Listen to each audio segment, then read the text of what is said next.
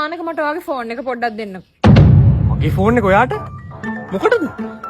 නෑ අනේ මං ටීනුට මැසේජ් එකක් දැම්ම ඩිලිවර් වෙන්නේ නැහැ. මම මේ ඔයාට දැම්ම බලන්න ඔයාට ඩිලිවර් වෙනවද බලන්න. ෆෝන් එක වයිෆ්ගේ අතට දීප එක වරදක් කියලා මට එවෙලෙත් හිතුණා. කොහොම හරි මගේ මැසේජ් එක දැකලා එයා ඇහුවා. ඔයා මගේ නම සේව් කරන් ඉන්නේ ඉලෙක්ට්‍රිසිටි බෝඩ් කියලාද?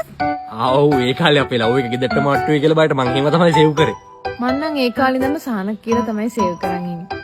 ආපු අපේ සෙට් එකේ නම් ඒ කාලේ ගෙදරට හොරා ලව් කරපු ඔක්කොම සේව් කරන් හිටියේ ඉලෙක්ට්‍රිසිටි බෝඩ්, වෝටර් බෝඩ් නැත්නම් කස්ටමර් සර්විස්. මැසේජ් එකක් නේද? මෙන්න ඔයාටත් වෝටර් බෝඩ් කියලා සේව් කරපු නම්බර් එකකින් මැසේජ් එකක් ආවා. හා? Good morning Shanaka. වයිෆ් අද කෑම ඉව්වද? මොකද්ද මේකේ තේරුම? අනේ කලබල වෙන්න මං කියන පොඩ්ඩක් අහන්න. තාත්තේ! තාත්තේ! තාත්තේ! තාත්තා උන්නේ මේ ඉතල ඉස්සලා පිසුද? මොකෝ කෙල්ල කෑ ගහන්නේ? තාත්තේ! ටැංකියට වතුර පුරව ගත්තා නම් හරි වගේ. අද මං හිතන්නේ වතුර කපන්න යන්නේ. ඈ? හොඳ වෙලාවට කිව්වේ. ඔව් මේ සානකට මැසේජ් එකක් ආවනේ. මං හිතන්නේ කස්ටමර් උයලාද කියලා බලලා තමයි වතුර කපන්නේ. බලන්න සුවදශීලී සේවය. තව එකක්.